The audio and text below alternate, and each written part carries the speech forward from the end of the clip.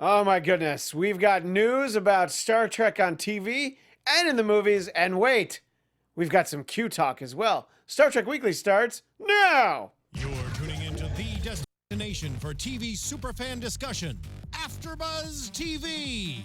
And now, let the buzz begin. You know, sometimes you just go with the classic route because you can't listen to the Next Generation theme every single week. But I was saying that to Frank before we started, and he's like, well, you could have gone with the Voyager theme. I think we should have gone with Star Trek Enterprise. Don't you think? I mean, that song is, it just makes me feel things. We could have done a karaoke version of it. Oh, well, we didn't. Oh, boy. Anyway, welcome to Star Trek Weekly. And stay tuned for the end of the show for an important announcement about Star Trek Weekly. But here we are. There's a lot to talk about. And we have some news about Star Trek in the movies, not on the TV, which we'll talk about in a moment. But wow, It's fancy. I don't think we've ever gotten that on this show. This is great. But to be fair, I think last week was one of the only times we actually did news. That's true. So what we're hearing about is Star Trek 4, not The Voyage Home. That's a great movie, which is in some ways my favorite, in other ways my second favorite. We're going to get a Star Trek 4. So this is like the Kelvin timeline Star Trek 4. The J.J. Abrams verse Star Trek 4. And it is going to feature Chris Hemsworth, which we had heard sort of this might happen at some point. I think we actually heard that before Star Trek 3, that they were thinking about how they wanted to do that. Yep. Mm-hmm. And by Star Trek 3, I mean Star Trek Beyond. I should really be more specific. We have to call this one Star Trek 4 because we don't have a title, but that one I can call Star Trek Beyond. So that's great. Obviously, there'll be some time travel going on, but you know, if we can see Captain Thor Kirk, I am right there. I think that'll be great, right? Yeah, I mean, he had such a brief little moment there in the J.J. Abrams first Star Trek film, but still very memorable. Mm-hmm. So to be able to, and Star Trek is, if nothing, great when it does time travel stories. So Yep. Right, and I think that you know, look, there was some disappointing box office for Star Trek Beyond, and so when you have disappointing box office, the next one tends to be time travel. Like after Star Trek Generations, then we got First Contact, where we got the Borg and time travel. Mm-hmm. So they're like, we can't miss with that one. I'm hoping that this means we could see the Guardian Forever. My goodness, I didn't even think of that. Is a time travel device that they use to get there. Which, by the way, you know, I was gonna say, I'm like, which one? Kari had made some points that, you know, and we'll talk about Q in a little bit. One of my problems with Q is that he's magical. There are a lot of things that are magical in Star Trek. The Guardian Forever would certainly be one of them. But I still stand by. Well, we'll find out what I think about Q. Actually, maybe I've softened. We'll find out. Maybe. But anyway, so what we've also heard about this Star Trek 4 is that it'll have the first female director in the Trekverse, S.J. Clarkson, who is responsible for television directing, Dexter, Bates Motel, Orange is the New Black, J.J. Abrams, no, Jessica Jones, Defenders. It's a good list of shows, yeah, for sure. And all shows I watch. My wife works on Orange is the New Black, so maybe she knows her. I don't know. Anyway, so that's great news, though. Kari, what do you think? Yes, as a woman, I'm going to give you the woman question. Of course, pull that card. No, I think it's great. And then listing her previous shows, I'm like, all of those are excellent shows. So yeah, I'd be curious to see her episodes. Like kind of do a marathon of that to see if we get a vibe of her style. You know, I should have done that. I should have looked up which episodes of those shows because I like. I'm not going to pretend I've seen all of Dexter, but what I've seen I think is great. But all those other shows I know really well. Yeah. And I'm like, which Jessica Jones? Which episodes of Defenders? Bates Motel? Was it the episode of Bates Motel where Norman and his mom were really creepy with each other and Norman was crazy? That's all of them. Anyway. Okay, I was going to say, I know, that's all. Well, also, it's nice, too, because, like, the franchise of Star Trek is not all men, so then it's like, why not have a female director as well? It's like, the fan base is... Well, mixed bag. You know, I think that they're trying to one-up Star Wars because J.J. Abrams used a female director for the second unit on Episode 9. So some second unit directing was going to be done by a woman. So there was a big deal for the Star Wars universe. And then Star Trek's like, we're going to go ahead and have the first unit. What do you think about that? Mm-hmm. So, I mean, obviously, this is for Star Trek in the movies. You know, but I don't know. It's exciting. And Also, Simon Pegg commented on this long gestating Quentin Tarantino movie. Yeah. There's an idea. Okay. It's floating around. J.J. Abrams seems to like it. Quentin has to kind of find the time. And it seems like it'll happen at some point, or at least a script will be finished at some point. We've talked about that on the show before. But I don't know. I mean, would you be extra excited, Kari, for like, oh, there's going to be a new Star Trek movie?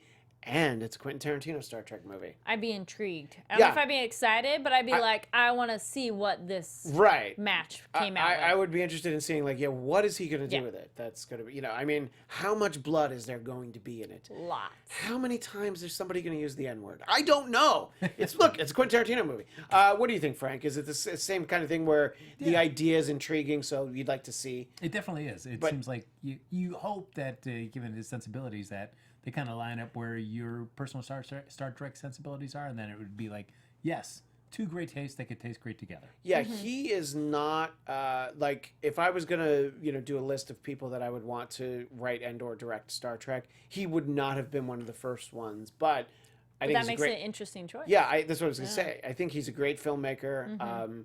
I'm pretty sure I've enjoyed everything, even the really long movies that people are like, enough already. Like Hateful Eight, I was just like, oh, it could have been longer. That's fine. So I don't know. I'm intrigued by it, and Simon Pegg likes the idea. And in addition to playing Scotty, he also co-wrote Star Trek Beyond. So he's a little bit more behind the scenes in addition to being in front of the scenes. What were we going to say, Frank? I'm just curious in terms of where this leaves the film franchise going forward, because I like the idea of, like, if they go back in time and they kind of close off the Kelvin timeline. Yeah. It's a great ending to that kind of, like, universe. So then we come back to the main timeline that we know and love, the prime timeline. But going forward, does that mean that this is a cast that we'd see again? I don't know how much of this cast would want to keep doing these films. Right. I mean, you have to think about specifically Zoe Saldana. It's like, well, how many franchises can she be in? This is the only one where she gets to appear as herself. She's green in Guardians, she's blue in Avatar. She just gets to be her. Yeah. So I don't know. I think it'll be interesting whatever they do. I know if they do the Quentin Tarantino movie, we talked about on the show, Sir Patrick Stewart has expressed interest. He hasn't really wanted to play the character again, but he's like, well, to work with Tarantino. Yeah, for sure. We'll dust off Picard. So I and Frank and I have said enough times on the show just how much we would just like something that goes forward. There's a fixed point in time, which is, I guess, at this point the end of Voyager. I guess that's chronologically the last one we decided because it went longer than DS9. Yeah, so we just give us like a week after that. That's all. Let's see what happens next. It's been a long time since Voyager's ended. So I guess I think if they go back to the timeline, the prime timeline, regardless, even of whatever they do, but this could say this is maybe they stick around for the fifth film with Quentin Tarantino, possibly. But then after that, are you fine with them recasting these roles again, or would you rather say, let's just jump ahead and maybe kind of reimagine the next generation and recast that? Well, they could either second one. I think that they could recast the next generation, but this is the crazy idea. I'd like to see new characters, completely new crew.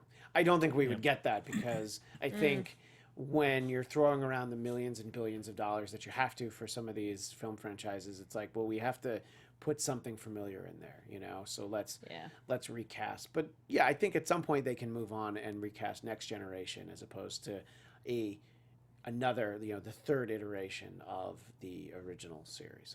Let us know what you think. What are you excited about in terms of all the Star Trek movies? Go ahead and mention it in the YouTube chat right now, or you can leave comment after the fact. Tweet us. We'll give you our Twitter stuff at the end. There is a little bit of Discovery news. Now, Frank, you weren't here last week when we talked about the casting of Anson Mount as Captain There you Pike. go. Yes. So, just take a moment and give us your thoughts. It'd be nice to see him actually in a role where he can talk again. Right. It's true. I mean, he was on a show called Hell on Wheels that most people didn't see.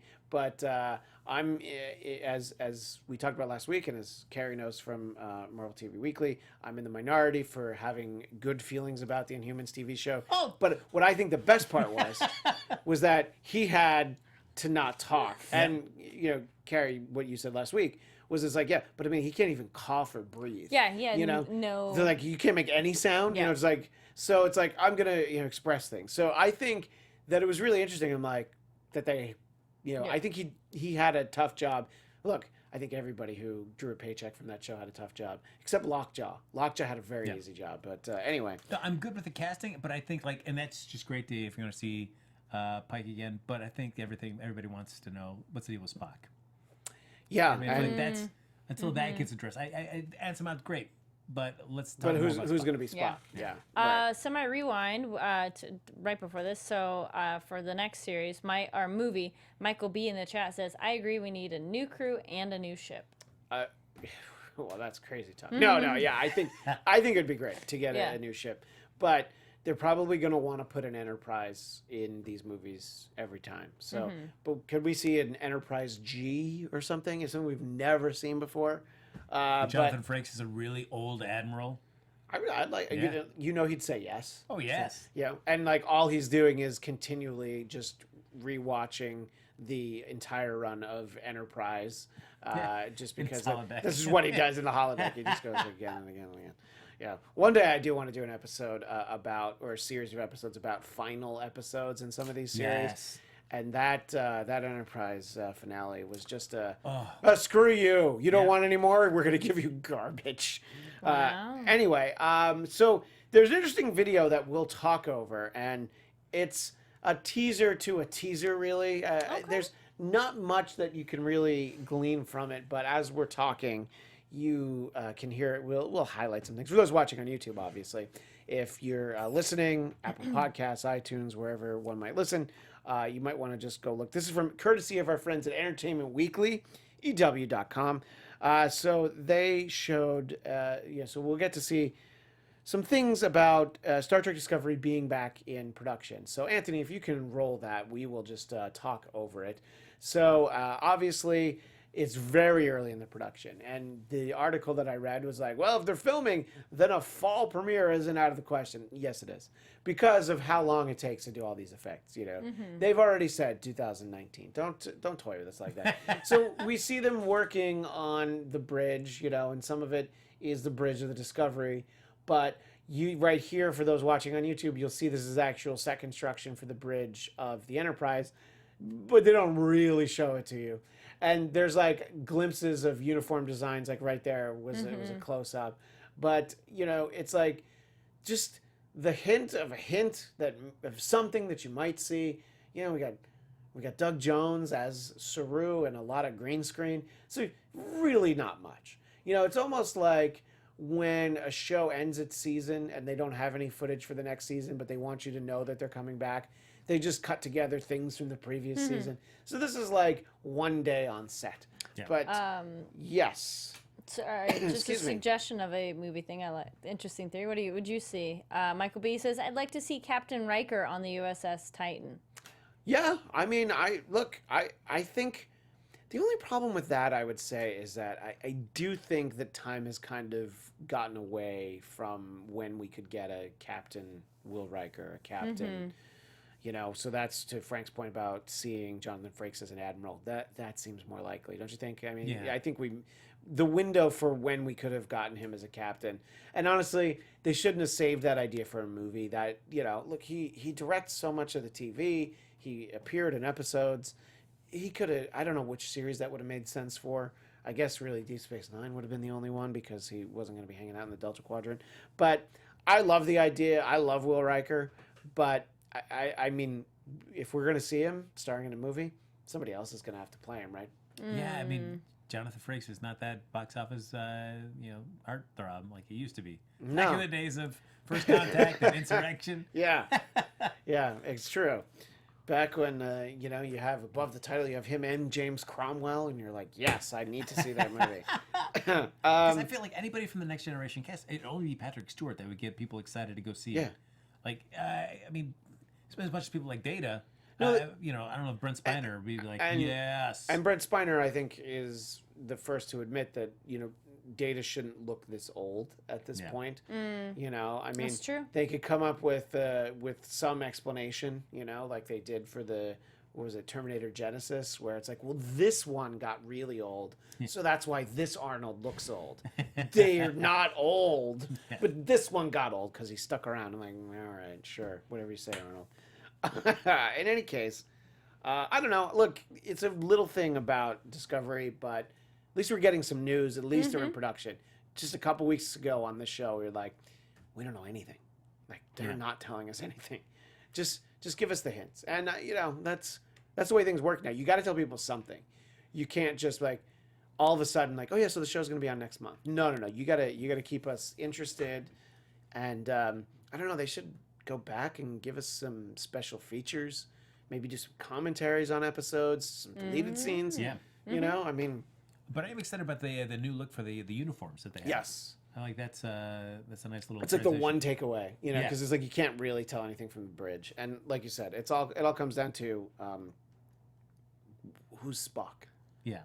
That's what we really need. I feel like the Enterprise was my least exciting version of the Starfleet uniforms.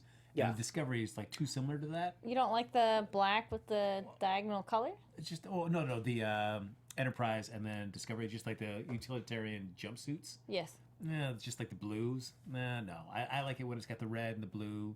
Oh, the multiple colors. Yes. Yeah. I was gonna say, I'm like, I love the jumpsuit look because it makes me think like Air Force or something where it's like crew and you got your uniform. Well, not the jumpsuits in the motion picture that some of the people on the crew had, which we talked about. No, those the escort. Okay, that I did kind of like. I was like, what? No, I like it in Discovery, and then we were watching Next Gen. Yes. I liked the. Sorry, there we go. That's what I was thinking. Next Gen uniform. Wait, I think Next Gen uniforms I liked, where it's the black and then the diagonal color. And I think that zip up. the various incarnations of the Next Generation uniform, I think, are probably they're the flattering best to uniforms. most Yeah, anybody. except for the fact that Patrick Stewart always had to pull his down for whatever reason. It always bunched up. Like no matter which design it always fit him in a weird way. Yeah. I think it's like season 2, 3 onward, because like the season 1, I don't know exactly what they were doing, but they were like too tight or something. And then when they went to sort of the V-neck look, and then they had the gray with the but I think that the one you think of for the majority of Next Generation, I think, is a great uniform. They spruced it up a little bit for the Next Generation movies, but you really can't beat the classic 60s uniforms, for men. Maybe the women feel like... Except the pirate pants. Speak for yourself, okay? You like them pirate pants? I love me some pirate pants, yeah. Would you rather see the 60s uniforms, the Wrath of Khan uniforms, or like the First Contact uniforms? Probably the First Contact uniforms. And, in a moment, we're going to talk about the Wrath of Khan uniforms when we talk about the episode Tapestry. Yes. Let's start. That little flap thing. The little flap. Like just an incoming transition from your Captain Tony from the USSR engineer. Christian, can you just move your mic to your right just a little bit? Like that? That's great. Okay. Thank you, computer. Engage. Now we're going to engage in the rest of the show.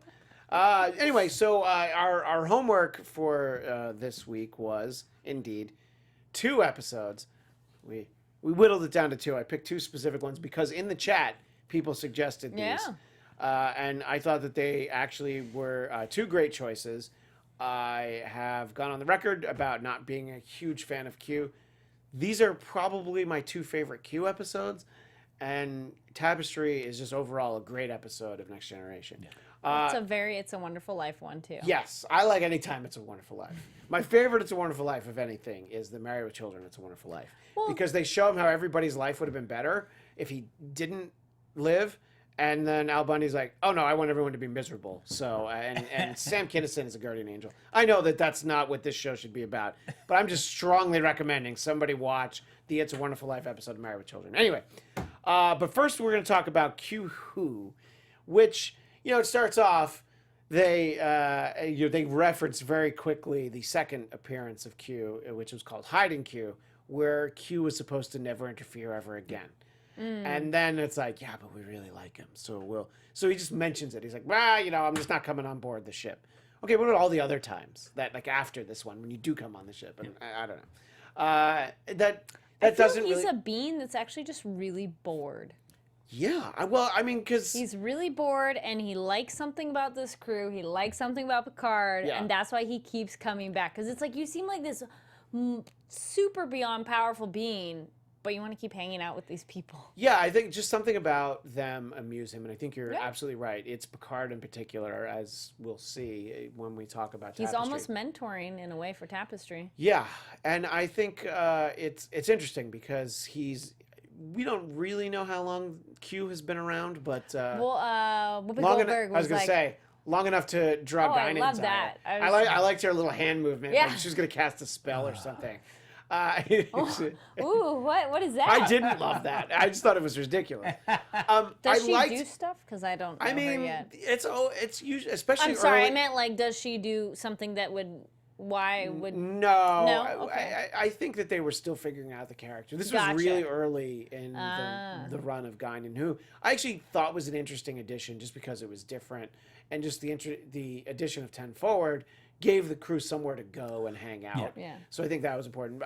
Were you not a Guinan fan, just in general? No, or I agree with you. I mean, I like the addition to Guinan, but I also felt like they never knew exactly what to do with her. Yeah. There's always these teases that they never really developed. And I don't know how much of it was that Whoopi Goldberg's schedule didn't allow her to be available very often. She wouldn't fly, so she'd have to like drive across country. I think for a while she'd like take a bus. At least at that time, I remember reading that at some point. Now,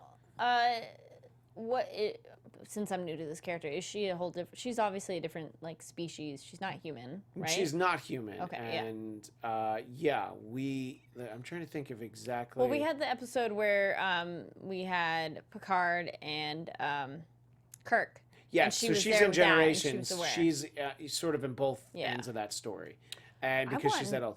Oh, sorry. No, she's just that old. Yeah. And they I think one of the few episodes that she was able to really do a lot with was the one with Mark Twain, if you recall, Frank. I do, and I was about to mention that, because the longest time we'd always been teased about this really deep connection between Picard and Guinan. Yeah. And finally, we get to the episode where they're going to go back in time and they meet Mark Twain.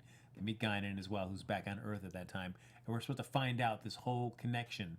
And I never felt like quite satisfied. The revelation of like this deep connection never really like it just didn't hit for as much as like the setup had been. I wanted more of her and Q together. I'm like, tell me more about this backstory. Well, yeah, I would like that. And Frank, do you know, has that ever been explored in a novel or a comic or anything? Peter David has written a little bit about it in some of his Q novels that he's done, that have just because, I would like to see that. I'd like to see that interaction, you know, because it's intriguing where right away, you know, just how much he dislikes her. And she dislikes That's the him. interesting part. Yeah, but that makes sense because, you know, for the most part, our crew on the Enterprise don't like him. But the fact that he's like, don't trust that thing. Oh, is it Guinan now? You know, I don't know. I think that there was a lot to take away from there. But obviously, the big takeaway from the episode Q Who is that it's the introduction of the Borg. Yes. And I think that for the, 1988, 1989 budget, they did some great jobs. Some of the pull out on the ship, I actually was like, oh, that's not gonna look good. And I'm like, you know what? It actually looked a lot better than I thought it was. So some of the effects held up better than I thought they did. And I think that they really do a lot more with the Borg later, and they figure it out. They've kind of fine tuned the concept. But I mean, I remember watching this episode, and I was just like, well, this is very different. And I just sort of like how indifferent the Borg are to the humans on the bridge, literally standing right in front of them. What do you remember about seeing this for the first time, Frank? I certainly remember like being like, whoa, this is a lot different. And I mean, the whole idea of the episode is that he's trying to show that there's greater things in the universe that you know about, and you can be over your head. Yeah, it's like, you think you can manage the Klingons and the Romulans, you know, well, let me show you what's really out there, you know. And he's just trying to help. He is just trying to help. I mean, in his own way. He's like, you need me on the crew. And I think I agree. Michael B says he must be lonely. I'm like, yeah, that's him. He's bored, lonely, you know. Yeah, I mean, is he around like since the Big Bang? Is he around longer than that? Like, we don't really know, but he's had a lot of time. Didn't he say he got kicked out of his people? Like, his people said go away? Yeah, that happened. But that happens a couple of times. Isn't there a lot of... Yeah, the continuums, you know. Does he just not pay his dues in the Q continuum? Is that the problem? He kind of lapses like an HOA, you know? It's like... goes out, the newsletter goes out, is like, and one member of the queue is in arrears. Like, oh, sorry. Sorry, guys. There, I paid it. That's me. Yeah. Now, Kari, for you, seeing this episode for the first time, this is Was watching Encounter at Farpoint, was that your first real encounter with Q that you can remember? So this is really only the second time you're seeing Q. Yeah, and he's a bit like subdued by now. That I almost was like, dude, you have someone who knows about these creatures. I don't think I'd be like, okay, you're part of our crew, but let's have you part of the powwow. Tell us about him. Yeah, and you can be involved. I mean, the good thing is that Picard does come around on the end and be like, you want me to say it, I'll say it. You wonder, you don't want to say for sure, I feel as though if Q had done that for Jim Kirk, I don't know that Jim Kirk would have said it at the end. Would have been like, you know what, we need your help, Q.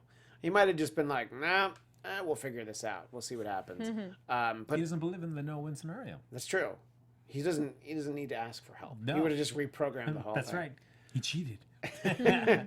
So, I think this was an interesting one, more because of the Borg than because of Q. But I found Q to be a little bit less grating in here, and I remembered what they did.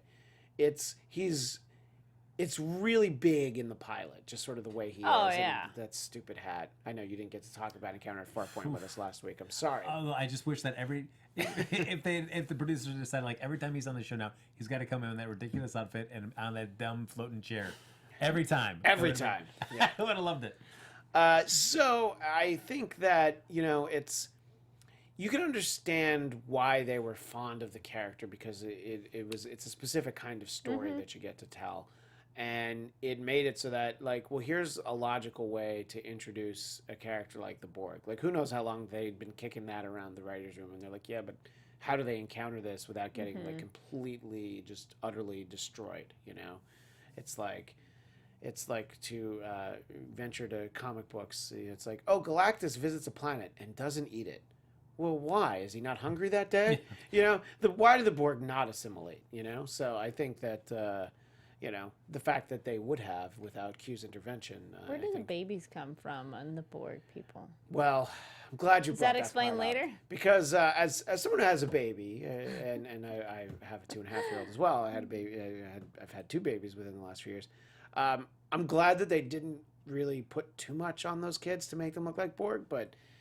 I mean, you got to try a little bit. I mean, it's like they just taped a Walkman to his stomach, and I was they like, have the head thing. Yeah, the head thing. I know. It was like, Well, then they point out, wow, they're already starting so young. Yeah. That I was okay of like, the question is like, are they actually born? Do they kidnap children? Do we?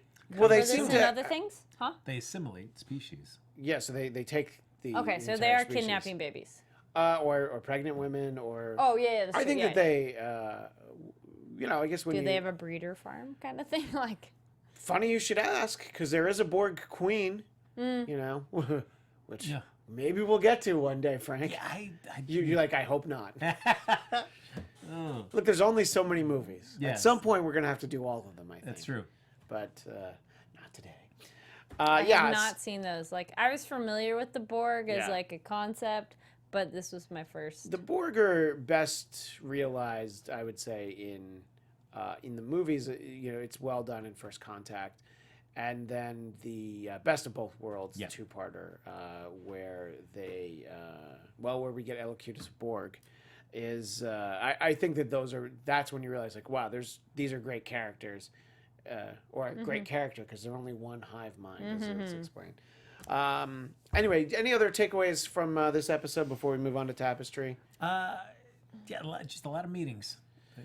Well, I'm glad you mentioned that. No, it's that's the one thing, is that because Star Trek's a TV show and has a TV budget, there's a lot of sitting around and conferencing. Yes. Like I said, he should have been in some of those meetings of like, please tell us more. He probably was. He just was kept himself invisible and didn't chime in. Well, and they just should was, have giggling in asked the back. him. I know. Well, all you gotta do is say Q, but Yeah, at that I know point, they're annoyed by him and everything, but I'd be like, all right, fine. Tell us what you know. Thanks. Okay, bye. Like, right. Yeah. it's like you have this wealth of information, though technically you maybe can't totally trust anything he tells you. Yeah, that's true. Well, and then we have the whole stuff with Agent Gomez as well, or Ensign Gomez. Oh yeah, that was interesting. Random Spilling little. the hot chocolate on the Yeah. captain. Yeah, I was just like, All right. what, when When did Star Trek Next Generation turn into upstairs, downstairs? Yeah. Like, it's like slapstick, you know? And I was just like, I'm really annoyed by you. Can you please stop talking? Can these scenes please be edited out for syndication to put more advertising in there? Well, it was like, I don't know. She was interesting. But did they have, like, random crew of the week? I mean, you meet other crew members, but in all honesty, I think usually what happens is when you see crew members a little bit and then not again, it's because they're trying something out and they're like, that didn't work. But but she's hardly, a fan favorite that we all talk about when we talk about some of our favorites. Oh, that's right. Yeah, you should cosplay as her. Great idea. She was fine. I just walk around with a hot chocolate all the time, I'm just spilling it on everyone. No, get it where you can make like something that looks like it's coming out, spilling. I constantly spill. Yeah. Anyway, we should move on to Tapestry, and it's a Q episode, or is it? Because first of all, it does not have Q in the title, and all the other Next Generation Q episodes, I guess, have Q. Deja Q, Cupid, True Q, Q-less. That's quite a few. I guess Voyager has one called Death Wish. Yeah. But usually, so the fact that Tapestry does not, it does beg the question, is it the hallucination that Picard thinks it is? Or is it actually Q? I believed when I saw it the first time and rewatching it, I'm like, I think that is Q. It would make sense that he would do that. By this point, this is season 6. He's become very fond of Picard in particular, and I think he wouldn't want to see him die. Yeah. But what do you think, Kari? Do you think this is really Q, or do you think it's like a fever dream right before Picard almost dies? Well, technically he was dead, so it's true. More the afterlife. I also agree, though. He's like, this can't be real because I wouldn't want you to be the afterlife. Like, no. Yeah. I hadn't even thought that it wasn't real until you said that. Well, they talk about it at the end. Oh, right. There's the last 3 minutes of the episode. Like, it didn't really happen. Picard and Riker are sitting there, and he's talking about, like, he saved my life. I don't know that that's Q, and Riker's not sure either, Well, even that, though, too, because regardless of Q's involvement in saving his life or not, he still could have been present and given him this alternate vision of what his life could have been. So regardless of life-saving. I like to think it was him, because I do feel he's that invested from what few episodes I've seen that Q's like, no, you can't die. But then that kind of made me wonder, I'm like, so are you just, like, hovering all the time, like... I'm just going to follow you around? Or does he know? Does he have like an instant like, oh no, Picard's in trouble, poof, I'm here? Well, I guess it's a good question, because I would think, on some level, Q is sort of this omniscient being, but it is people that he's interested in. So you feel like he's always able to kind of keep an ear open. But also you feel like time doesn't flow the same for him. That's true. So it's like... wherever he is and whenever he is, he can just be to where, they might ask for him or be doing something he'd be interested in. What do you think, Frank, though? Back to the question. Do you think that this is actually an encounter with Q, or do you think that Picard just kind of imagines it? For me, I like it better if it is an actual interaction with Q. I think that's better just for the growth of that relationship. If it's more just a kind of a near-death experience, it's like, that's fine, but I feel like it takes some of the evolution of that relationship. Yeah, I really like their interaction in this, and that's why I'm going to say, in this episode, I really like Q. I like that he's sort of a benevolent Q, like, okay, I'll show you, and then he doesn't leave Picard stuck, like, nope, now you're just going to be this, ensign, and got a very unflattering aqua uniform. It does not become him, by the way. So I like to imagine that this is actually Q, and I thought that it was I've always thought this is a great episode. It's one of those ones that I think of without even having seen it for a long time. When I think of great episodes of the show, it was always this one. And rewatching it again, soon as I saw the red uniforms, I'm like, yep, I love those red uniforms from... what I guess it's from Star Trek 2 through 6, basically. Well, and I guess we see them in Generations as well, actually. So 2 through 7. And I was just like, oh my God, he's wearing the red uniform. This is great. It's the best. It's such a weird little flap, though. Yeah, That no, I don't quite know what to do. Does it open but all like the sometimes the way? flap is really little, sometimes it's a big flap. Like, is it open means I'm off duty? Like, Well, it's like it used to be that like when they first had them, the flap was because there was some like physical altercation, like everybody leaned to the left when the ship got hit or whatever. Somebody in engineering got hit, Yeah. and he got to have a bloodstained hand on there. That's true. Wow. Frank, do you see this episode and just wish that maybe we had gotten more stories about young Johnny Picard? I feel like, first of all, I would like to have seen the way it originally happened, how he originally got stabbed in the heart. That would be great to see that play out. But I don't know. I was just like, it's kind of be great to see the character be so different, right? Well, yeah, because especially like the Kirk that you see, you feel like that's pretty much the Kirk.